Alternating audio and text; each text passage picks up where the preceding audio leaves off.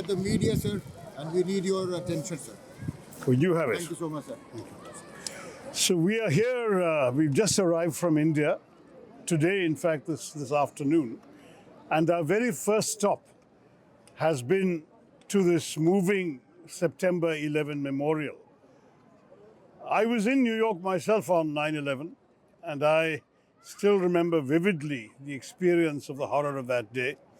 I remember going on CNN that evening, international, and saying that we are all New Yorkers now. And it's a reminder of the solidarity that all people around the world feel in the face of terrorism. The solidarity that we are here to express today with the victims who span so many different nationalities, Americans and Indians and so many others were victims of 9/11, is a reminder, sadly, that we ourselves in India have been subject to the same wounds that you are seeing the scars of today in this very moving memorial. So we have come in a spirit of solidarity. We have come at the same time on a mission. We are traveling to 5 countries. We will be back in the US at the end of a journey that will take us to Guyana, Panama, Colombia, and Brazil before we return to Washington. And in these countries, we are hoping to be able to explain to the world how important it is for all of us to stand together against the scourge of terrorism. Just as the US showed such resolution and determination in the wake of 9/11, so too our country has stood up against the forces of evil who attacked us on the 22nd of April. We hope that a lesson has been learned by those who perpetrated this attack and by those who finance, train, equip, and direct them. But we want to communicate to the world that we will not be sitting quietly if this is repeated.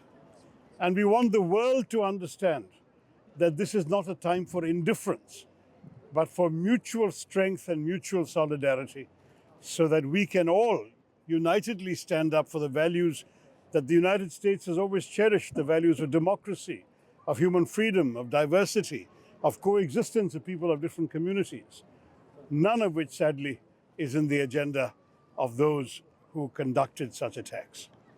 I'll stop there if you have any particular questions. The call for zero tolerance for terrorism, that's what India has been highlighting, and that will be one of your messages when you go to all these other countries. Absolutely. And also, you mentioned the perpetrators need to be brought to justice, and those who provide safe havens to these terrorist organizations, Pakistan, there has to be accountability. So can you share? Well, I mean, the problem with the Pakistani behavior is that we have seen this now for almost 4 decades. In some ways, you can say it started with the very creation of Pakistan when they first sent terror groups across the border into Kashmir, disguised as tribes people. But subsequently, since 1980, terrorist organizations can be. What will be your message, your conversations to ensure that the Council takes into account that the listings that India is providing, the detailed dossiers that India is giving on TRF are taken into consideration, and it's not another 10 years that TRF is listed. But as you understand, the process involves 15 members, and they usually work by consensus. At least one of the permanent members has been helpful to one of the non-permanent members who has a direct stake in this matter. I think you know what I'm talking about. And that's why during this period, it has not been easy for us to get that listing done. I think inevitably these things will happen. If you look back at many, many examples, I think there are something like 52 individuals and organizations based in Pakistan that at one time or the other have been listed by the UN Sanctions Committee. They didn't all happen overnight. It takes time. But at the same time, for us, the listing is only part of a process. There is something much more direct that needs to be done. And we are not going to confine ourselves only to listings, to diplomacy, to the production of international dossiers. We are also going to exercise our right to self-defense, which every country recognizes. The US has exercised that right itself on repeated occasions. Mr. Tharoor, I have only one question. What are your expectations of the Indian diaspora in this particular situation? Well, you are a very influential diaspora in this country. You are not just numerous, you are prosperous. You have the largest median income of any ethnic group in this country. You have an influential voice. You're active in public life. You're active in politics. We would like you very much to express the concerns you share with all of us who've come from India with your elected representatives. We would like you to help sensitize public opinion and political opinion in this country about what is going on and how wrong it is.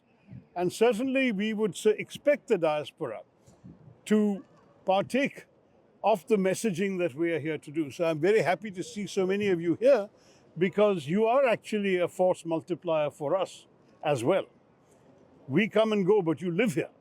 And we want you certainly to please remind people around you of what the challenges are that India is facing. Thank you all very, very much. Jai. Jai. Bharat Mata ki! Bharat Mata ki! I'm a friend of George.